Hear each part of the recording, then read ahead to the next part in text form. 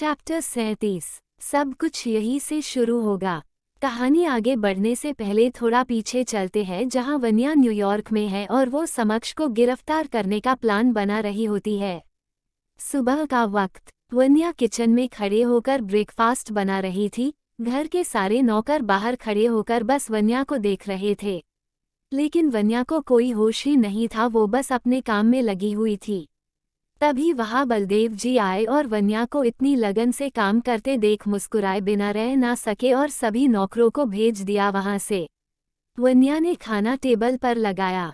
समक्ष और सताक्षी भी वहां आकर बैठे। सताक्षी ने वन्या को देखते हुए कहा, यहाँ भी नौकर वाले काम चालू कर दिए। वैसे तुम्हारी गलती नहीं है, तुम पर यही सूट करते हैं। समक्ष को भी बहुत गुस्सा आया। ये सुनकर उसे लगा शायद वन्या जवाब देगी सताक्षी को, लेकिन जब उसने वन्या की तरफ देखा तो हैरान रह गया। वो चुपचाप बस अपना काम कर रही थी, जैसे उसने सताक्षी की बात सुनी ही ना हो। पहली बार उसकी आंखों में कोई इमोशंस नहीं दिखाई दिए।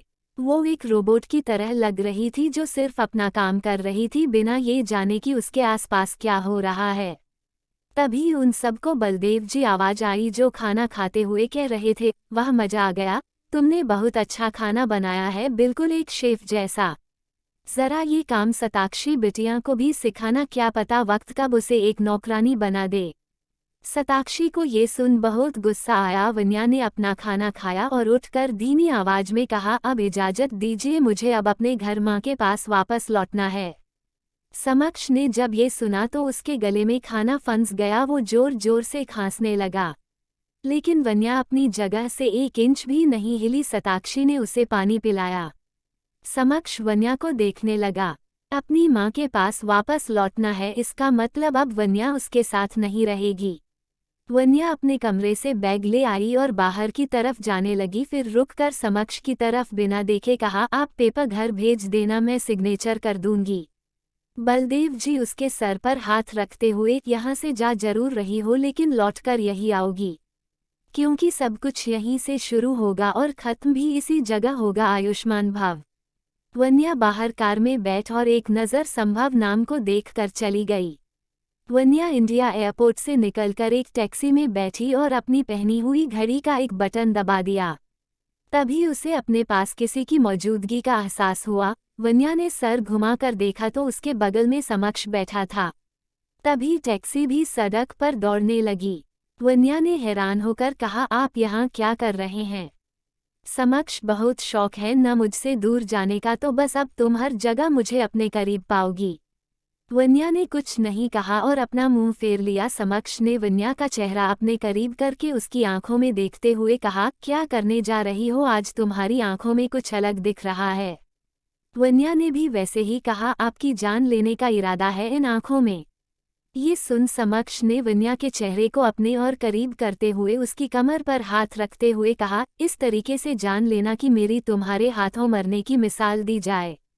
वन्या कुछ कहती कि उन्हें बहुत सारी गाड़ियों की आवाज सुनाई दी। समक्ष ने पीछे पलट कर देखा तो 3 काली कारें उनके पीछे थी। सभी कारों में से बंदूकें बाहर निकली हुई थी और सभी के निशाने पर समक्ष था। समक्ष ने ड्राइवर को गाड़ी तेज भगाने को कहा। समक्ष के लिए सबसे लड़ना मुश्किल काम नहीं था, लेकिन अभी वन्या उसके साथ थी, जिसे वो कुछ नहीं होने दे सकता था किसी भी कीमत पर। समक्ष ने नोटिस किया टैक्सी की स्पीड भी स्लो होती जा रही है। समक्ष ने अपना फ़ोन निकाला और एक नंबर पर मैसेज करते हुए वन्या से कहा, कुछ भी हो जाए बाहर मत आना, ये लोग तुम्हें नुकसान पहुंचा सकते हैं। तभी वन्या ने नम आंखों से समक्ष को देखा और एक इंजेक्शन समक्ष के गले पर लगा दिया। ये सब इतनी जल्दी हुआ कि समक्ष को संभलने का मौका तक नहीं मिला और उसका सर एक तरफ झूल गया।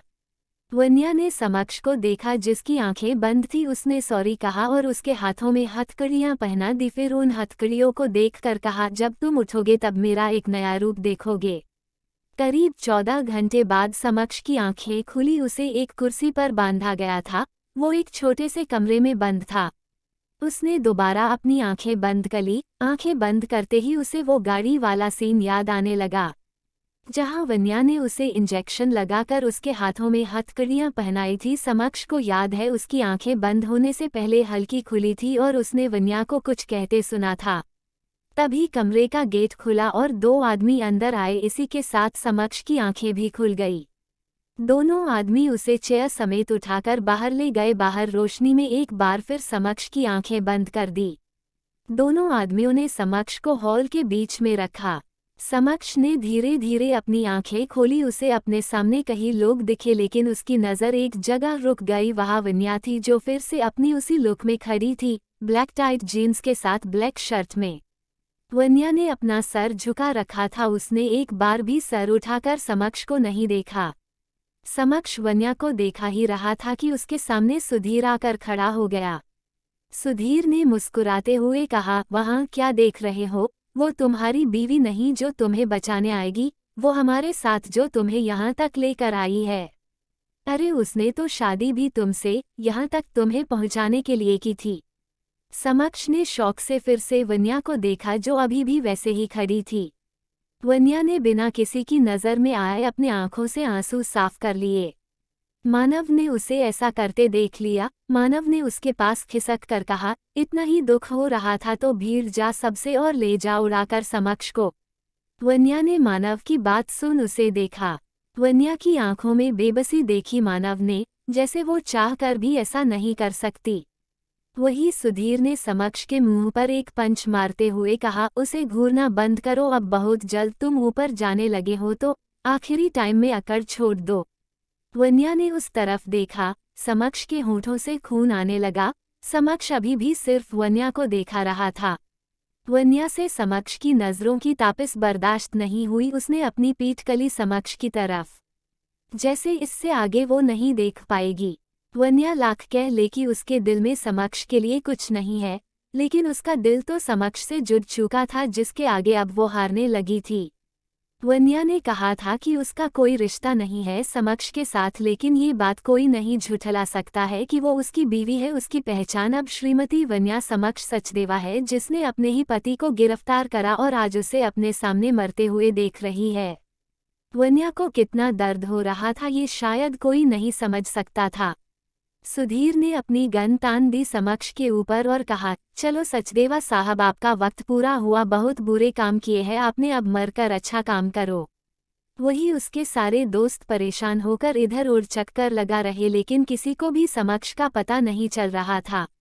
सताक्षी भी उन्हीं के पास बैठी थी और उसने चिल्लाते हुए कहा, देखा लिया तुम सब ने वन्या का असली रंग?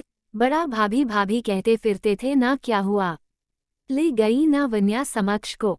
वन्या ही समक्ष की जान की दुश्मन है, उसी ने सब सोच समझ कर किया है।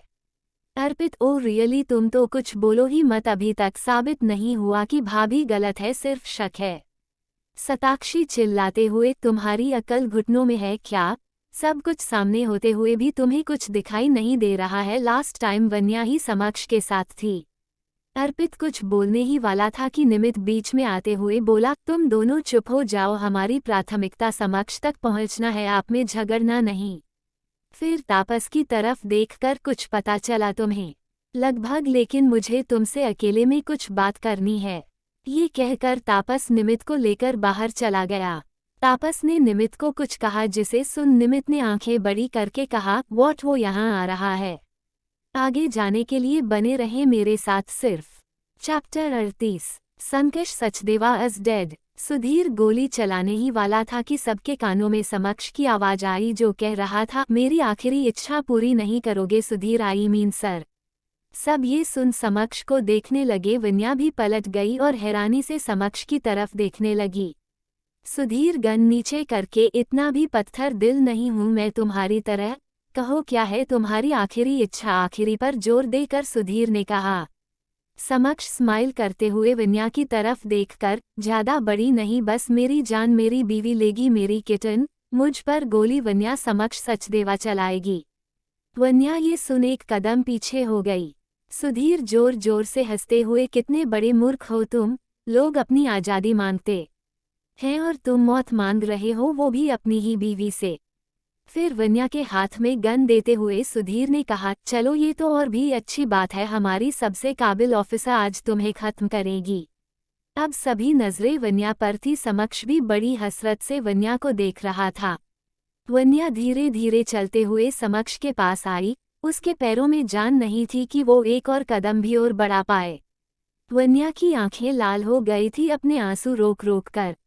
समक्ष अभी भी हंसते हुए बस वन्या की आंखों में देख रहा था, उसके माथे पर एक शिकन तक नहीं थी। वन्या ने कांपते हाथों से समक्ष की तरफ गन तानी। ये देख सुधीर मुस्कुराते हुए मन में बोला, जल्दी मारो वन्या समक्ष को, फिर आज रात हम मजे करेंगे। वही अंशी और मानव बस एक टक वन्या को देखे जा रहे थे। वो दोनों समझ रहे थे कि वन्या पर इस वक्त क्या बीत रही है। सब अपने में ही मस्त थे। इन लोगों को खबर ही नहीं थी कि कोई इंसान छुपकर ये सब रिकॉर्ड कर रहा था बिना किसी को नजरों में आए। वन्या ने बंदूक ताने हुए ही अपनी आंखें बंद कर ली। इसी के साथ उसका एक आंसू का कतरा बह गया जिसे उसने रोक कर रखा था बड़ी देर से। वन्या ने आंखें खोली और धीरे से पूछा, समक्ष से कसूर नहीं पूछोगे अपना? क्यों हो तुम यहाँ? क्यों लाई हूँ तुम्हें यहाँ? समक्ष मुस्कुराते हुए नामे सर हिला देता है। वन्या आंसू पोंछते हुए, क्यों? समक्ष धीरे से, कसूर अपनों से पूछा जाता है, गैरों से नहीं। मेरे सामने वन्या कपूर खड़ी हैं। वन्या समक्ष सचदेवा नहीं। आज का दिन तुम्हारा है, या तो तुम आज जान ले लो मेरी, वरना कल का दिन मेरा होगा और मैं तुम्हारी जान ले लूंगा अपने तरीके से। वन्या की आंखें बड़ी हो गई ये सुनकर। समक्ष को पता था कि मैं ही थी वहां, लेकिन कब से? तभी बाहर से लगातार फायरिंग की आवाजें आने लगी और बाहर बम ब्लास्ट भी होने लगे। मानव और अंशी ने अपनी गन निकाल ली। वही सुधीर ने कहा, वन्या जल्दी मारो समक्ष को, वरना हमें से कोई जिंदा नहीं रहेगा। वन्या बस वहीं पर जमकर खड़ी रही, एक पत्थर की मूरत बनकर। तभी बाहर से बहुत सारे बॉडीगार्ड्स मास्क लगाए हुए अंदर भागते आए और अपनी बंदूकें तान दी सबके ऊपर। सुधीर ने एक दो गोली मारी और वहां से बच के निकलने लगा। अंशी भागकर वन्या के पास आई और उसे खींच के ले जाने लगी। तब तक मानव उन बॉडीगार्ड्स के ऊपर फायरिंग कर रहा था। तभी किसी ने समक्ष की कमर पर गोली मारी। ये सुधीर था। सुधीर गोली मारकर भाग गया और वन्या समक्ष को देखती रही, जिसकी आंखें बंद हो गई थी और अंशी वन्या को खींच कर ले जा रही थी। मानव ने देखा और बॉडीगार्ड्स अंदर की तरफ आ रहे हैं तो वो भी अंशी और वन्या के पीछे निकल गया। वही समक्ष को आखिरी बॉडीगार्ड्स से आज़ाद करवाया और जल्दी से 4 बॉडीगार्ड्स उसे गाड़ी में बैठा कर ले गए। बाकी के बॉडीगार्ड्स सुधीर और बाकी सब का पीछे करने लगे। वही अंशी और वन्या पीछे बैठे थे और मानव अंधा गाड़ी चलाए जा रहा था। मानव ने बैक व्यू मिरर देखा जहां लगातार 6 गाड़ियां उनका पीछा कर रही थी। मानव ने अपनी गाड़ी जंगल की तरफ मोड़ दी। वही सुधीर उसी वाइट मैंशन पर आकर रुका और भागते हुए अंदर गया। अंदर उसके 2 साथी रघु और भानु उसका इंतजार कर रहे थे। सुधीर ने आकर पानी का जग उठा कर पिया और हाफते हुए कहा, मैंने समक्ष सचदेवा को गोली मार दी, वो अब पक्का मर जाएगा। भानु गुस्से में, सिर्फ एक गोली मारी, तुम जानते हो ना, तुम्हारी उस एक गोली से कोई फर्क नहीं पड़ेगा। उसे मारने के लिए 6 गोलियां भी कम पड़ जाती है। पता नहीं किस मिट्टी का बना है। रघु, ऐसे कैसे नहीं मरेगा? सुधीर की गोलियों में जहर था। ये वो बुलेट्स थी जो मैडम ने भिजवाई थी। उस जहर का एक कतरा ही बहुत है समक्ष को मारने के लिए। सुधीर बैठते हुए, मतलब आज रात वन्या हमारी? रघु ने कहा, हाँ मैडम को खबर भेज दो, उनका दिया हुआ काम पूरा हुआ, अब वो हमारा काम करे। ये सुन सुधीर और भानु खुश हो गए और तीनों जोर जोर से हंसने लगे। शाम के वक्त वन्या, मानव और अंशी एक छोटे से फ्लैट में थे। वन्या जब से वहां से आई थी एक जिंदा लाश बन गई थी। उसने अपने आप को एक कमरे में बंद कर लिया था। अंशी और मानव ने कई बार दरवाजा खटखटाया पर कुछ असर नहीं हुआ। तभी अंशी ने टीवी ऑन किया और टीवी पर चल रही न्यूज को देख मानव और अंशी ने एक दूसरे को शौक में देखा। अंशी भागकर गई और वन्या के कमरे के दरवाजे को लगातार खटखटाने लगी। अंशी साथ ही साथ कह रही थी, वन्या बाहर आ, जल्दी बाहर आ, देख टीवी में क्या न्यूज आ रही है। ये सुन थोड़ी देर बाद वन्या ने कमरे का दरवाजा खोला। वन्या की हालत इस वक्त बहुत खस्ता थी। वन्या के बाल पसीने से भीगे हुए थे और उसकी आंखें लाल थी, जो इस बात की गवाही दे रही थी कि वो कितना रोई है। अंशी बिना कुछ कहे वन्या का हाथ पकड़कर आगे चल दी और वन्या भी उसके पीछे खिंचती चली गई। अंशी ने वन्या को टीवी के आगे खड़ा किया। वन्या ने सर उठाकर देखा तो टीवी पर न्यूज चल रही थी, जहां समक्ष सचदेवा की डेड होने की न्यूज दे रहे थे। न्यूज में हॉस्पिटल जा सीन था, जहां तापस और सोहम के चेहरे उतरे हुए थे और वो लगातार मीडिया को बाहर जाने को कह रहे थे, क्योंकि मीडिया वालों ने आज तक बिजनेस किंग की शक्ल नहीं देखी थी। आज जब उन्हें गोली लगने की खबर सुनाई गई तो वो लोग वार्ड में झांक कर देखने की कोशिश कर रहे हैं, शायद उन्हें समका सचदेवा की एक झलक दिख जाए। हर बार मीडिया वालों तक हर जरूरी खबर तापस और सोहम ही देते थे, बाकी कोई भी मीडिया के सामने आना पसंद नहीं करता था। तभी टीवी पर एक झलक अर्पित की भी दिखी, जो रो रहा था और निमित उससे चुप करवा रहा था। वन्या ये खबर देख होश खो बैठी और वही धम के साथ नीचे बैठ गई। उसकी आंखों से बेतहाशा आंसू बह रहे थे। वो चीख चीख कर रोना चाहती थी, लेकिन वो ऐसा नहीं कर पा रही थी। अंशी ने उसे अपने गले से लगा लिया। वन्या उसे पकड़ के जोर जोर से रोने लगी। जिसे मारने के लिए उसने ये सब किया, आज जब वो चला गया है तो वन्या से सांस भी नहीं लिया जा रहा उसके बिना। उसकी पूरी जिंदगी तहस नहस हो गई थी अपने उस फर्ज के लिए। वो भूली नहीं थी कि जिसे वो मारने जा रही है वो उसका पति है, लेकिन उसने याद भी नहीं रखा इस बात को। अब उसके पास सिवाय गम, दर्द और आंसुओं के सिवा और कुछ नहीं था। सुधीर भी भानु और रघु के साथ बैठकर समक्ष के मरने की खबर देख रहा था। तीनों हंसते हुए ड्रिंक कर रहे थे। भानु, लो भाई, समक्ष बाबू तो गए, अब उसकी बीवी की बारी। रघु शराब पीते हुए खाकर फोन बुला उसे, यहाँ इस दिन का हम सब ने कब से इंतजार किया है। सुधीर ने उन दोनों के कहने पर मानव को फोन मिलाया और उसे अपनी बातों में उलझाकर वन्या को उस एड्रेस पर भेजने के लिए कहा। वही सताक्षी ने भी गुस्से में सब कुछ तोड़ते हुए कहा, ये तुमने अच्छा नहीं किया वन्या, मेरे समक्ष को मारकर तुमने अच्छा नहीं किया। आ रही हूँ मैं तुम्हारी जान लेने, एक बार तुम बच गई थी लेकिन अब नहीं बचोगी। ये सब कहते हुए सताक्षी एक चाकू की धार को देखने लगती है। निमित हॉस्पिटल में बॉडीगार्ड्स को ऑर्डर देते हुए गुस्से में कहता है, वन्या कपूर जहाँ भी है उसे मेरे सामने लेकर आओ। उसने हमारे ही बीच रहकर खेल खेलकर अच्छा नहीं किया, और सबसे बड़ी कीमत उसे अपनी जान देकर चुकानी पड़ेगी, समक्ष को मारने की कीमत। ओह गॉड, अब क्या होगा? क्या वन्या बचा पाएगी अपने आप को इन सब से, या आएगा कोई नया तूफान वन्या की जिंदगी में? Readers please comments. I really need valuable comments. परिक्रमा करते दिल।